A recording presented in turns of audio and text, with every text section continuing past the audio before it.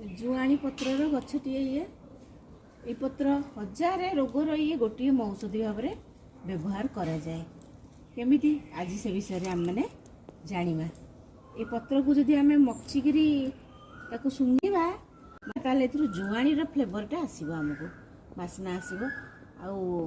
ये बहुत उपकारी आज एक केमिति व्यवहार करवा कौन करवा से विषय आम कौन उपकार आसीपर से विषय आम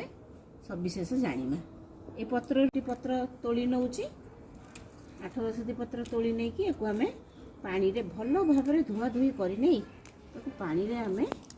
फुटेबा गुड़िक धुआ धुई करके मुझे नहीं आसी भल भाव में सफा करदे कहीं बाली धूली जहाँ लगी ये सब भल रकम सफा हो सफा होगा आ गोटे पात्र रे मु 2 कप पानी नहीं जाइए 2 कप पानी रे आमे एई पत्रटी को पकेकी भल भाव में आमे को फुटेबा जेमिति कि 2 कप पानी फुटी फुटी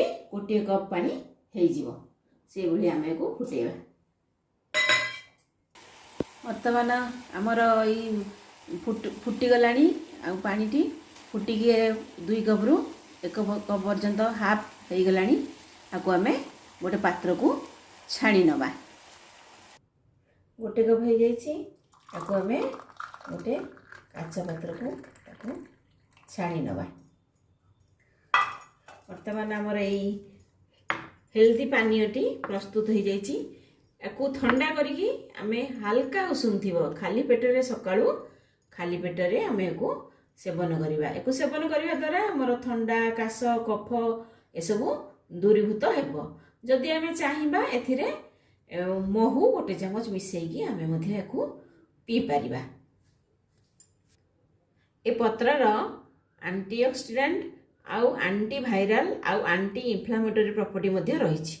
ए पत्रटी विटामिन रे भरपूर एको आम आंठुगंठी बातर व्यवहार करि परिबा कौन करवा पत्र को बाटी देवा बाटी नहीं कि तार आंठू जगह गोटे पेन रिलीफ ये काम दब तेणु आंठू जो आपंकर पेन होची से जगह आपको लेप देकी राति सारा रखिने राति सारा रखिने सकाळू ये आंटी इन्फ्लेमेटरी प्रॉपर्टी थिबा जोगु ये आमर आंठुगंठी बातरू आमको उपशम दब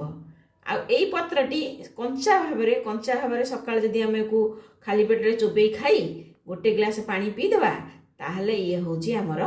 गोटे अव्यर्थ औषध आम लिभर पाई ये आम हजम प्रक्रिया रे साहाय्य करिवो आमको हजम करेइबो आउ आमर पेटर जदि कौन से जाबतीय गंडगोल रही आम हजम पाई हो नथिबो बा अलगा किसी असुविधा पेटर रही ताले ए मध्य को बहुत परिमाण रे उपकार रे आसीबो जदि आपण मानक बाड़ी रे पत्रटी रही ताहले आपण माने एको सकाळू गोटे नियमित भाव में सेवन करंतु पानी ग्लास पी नियंतु आउ यार बेनिफिट आपण पाई परिबे आउ आपण निजे मध्य या अनुभव करि परिबे। जदि आपण को ये वीडियोटी मोर भल लागिला ताहले मो वीडियोटी को टिके सब्सक्राइब कर देबे और लाइक टिके कर नेबे ताहले मु बहुत खुशी हेबी।